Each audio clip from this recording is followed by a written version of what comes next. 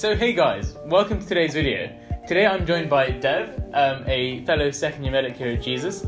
We've known each other for what, a year and a half now? Yeah. We first met at interviews back when we were being interviewed here at Jesus. And in today's video, we'll be talking about common misconceptions about the Cambridge medical interviews. So there are many myths going around in the internet, and having been through the interview process, both of us are quite keen on dispelling these myths because we want you guys to give the interviews your best shot. And to do that and to prepare well for that, you need to know exactly what the interviews entail. So before we begin, I'd like to shout out medify.co.uk for making this video possible. So let's get cracking. Yeah. Many people think of interviewers as being evil people trying to, identify flaws in people and make them look bad, challenge them. Do you think that's true, or do you think it's a bit of a different scenario there? No, I don't think that's true whatsoever. I think they are trying to challenge you, but they're trying to get the best out of you, and by furthering your science knowledge, as well as trying to see what things you actually know about science, and try to develop that even more. I think what's important to realise is that they're there to help you, right? Yeah. But don't people usually say that, sometimes interviewers don't speak a lot? What do you think, what does that mean? Do you think they're trying to... I mean, there'll always be one interviewer asking you the question, and then there'll be another interviewer listening to what you're saying. So they're both not going to ask you the question. So don't get intimidated by the person who's not asking you the question, and just listen to the person who is, and try to engage with them. So what's important is that you need to engage with the person asking the question, answer their question directly. Now, even if one of the interviewers is giving you, the evils or something, just realise that these interviewers are probably extremely tired. Yeah. Their facial expressions may not always be representative of what they're feeling. If you think about it, they start at what? You're doing interviews this year, right? I'm helping out. And they start really early on. So many, yeah. So if you think about it, they're probably thinking about what they want to have for dinner, right? Yeah, exactly. So you have to try to keep them engaged by your answers and your eye contact, your body language. That's all important when you do it, yeah.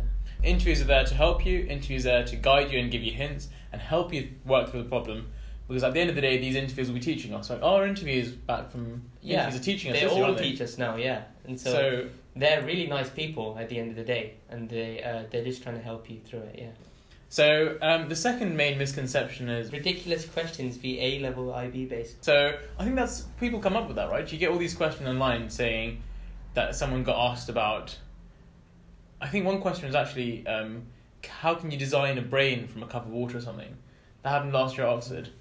As in, these sorts of ridiculous questions, you hear them quite often, especially with regards to Cambridge medicine interviews. Do you think they're actually that common? I don't think they're that common whatsoever. I think people are just out there to scare you, to be honest. Most of the questions in Cambridge will be science-based, so you can't deny that whatsoever.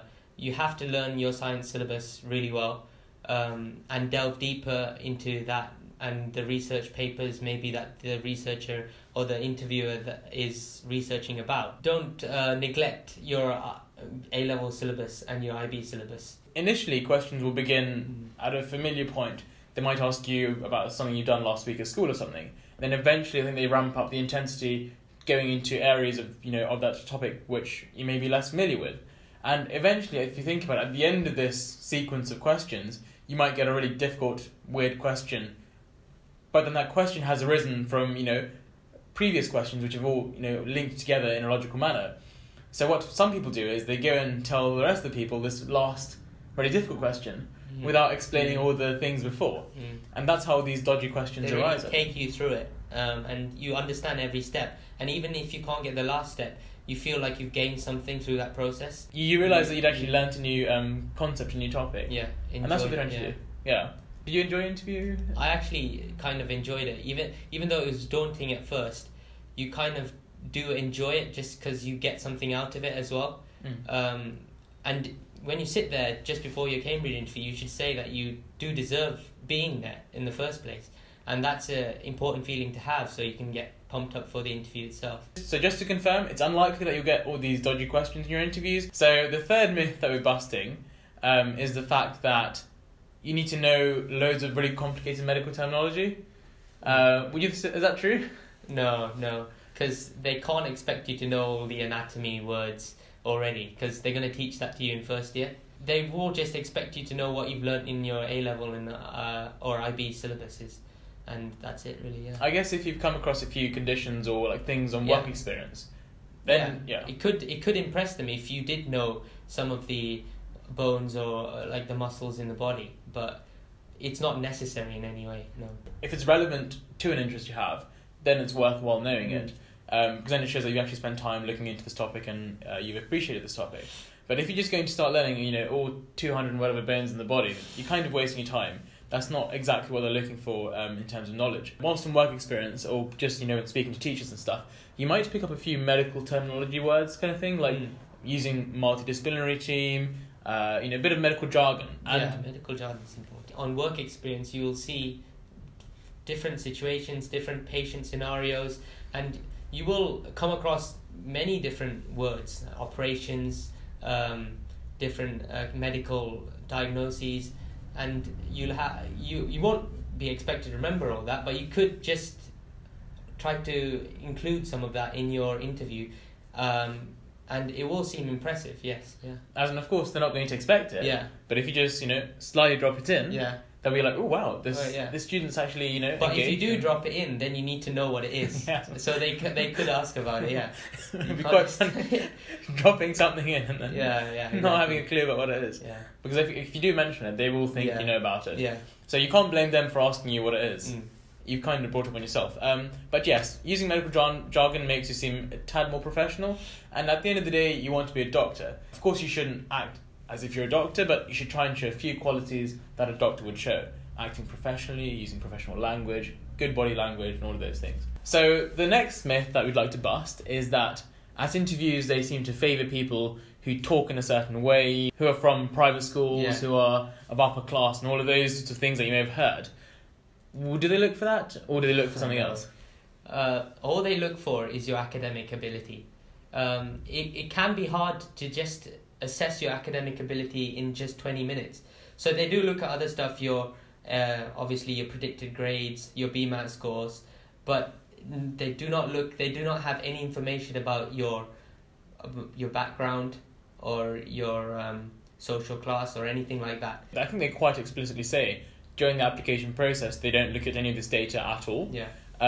Because Cambridge, as I mentioned in previous videos, they're looking for how good you are at applying yourself to new concepts, how well you can adapt, include new ideas and think in different ways, not at how rich you are, not for how you speak, not for they don't look for other things like that. Of course, they might be interested in extracurricular activities because again, that's another form of intelligence, being able to complete 8 grades. Yeah, and as a doctor, you need to multitask, and if you can do that as a person normally, you doing many extracurricular activities and balancing that with your very stressful medical life, then they will appreciate that. Yeah. So remember, they're assessing you for who you are, not for where you're from. No, they're not looking at anything else. They have you in front of them, and I think that's what they're concerned about. Yeah. So the last myth that we want to dispel is essentially having to know everything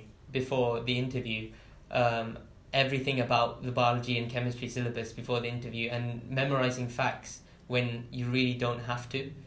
You have to really understand the concepts that you've already learned in your 1.5 years that you've done your A-levels. I recommend looking through the stuff that you haven't done yet, but instead of memorizing facts, really understand the concepts behind those facts, which is definitely what the Cambridge interviewers are looking for.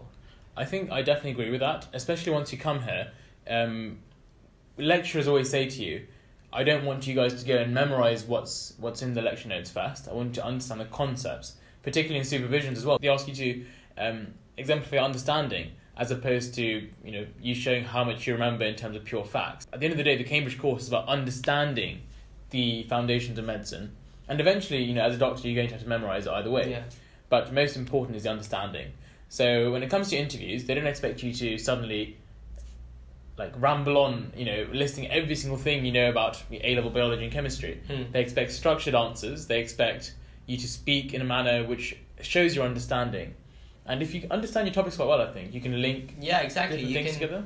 you can kind of, as they develop through the question, you can link stuff from your other parts of the course into the thread of the question, and that can really impress them. And if you understand something, you're less likely to get a mind blank in the interview. Yes.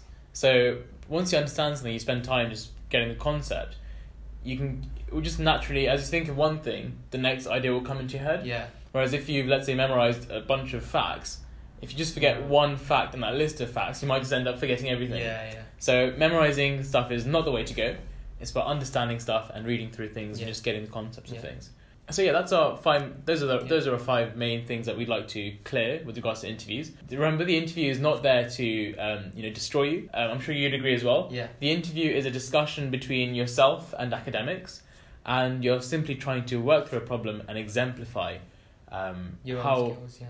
Your ways of thinking, and it's up to the interviewers to see if your ways of thinking are compatible with the Cambridge course, and depending on that, they will of course give out offers. Yeah. So thank you so much, Dev, for spending your time to come and speak to my audience over here. Hopefully, you guys have found Dev's advice useful. There will be a few other videos on my channel where I think we're doing another video on medical interviews, right? Yeah. So do look out for that. I'll try and link it in the description below. So as always, thank you for watching. Once again, thank you so much to Medify for making this video possible. And best of luck with your medical interviews, particularly to those of you applying to Cambridge. So take care, guys, and see you in a video soon. See you.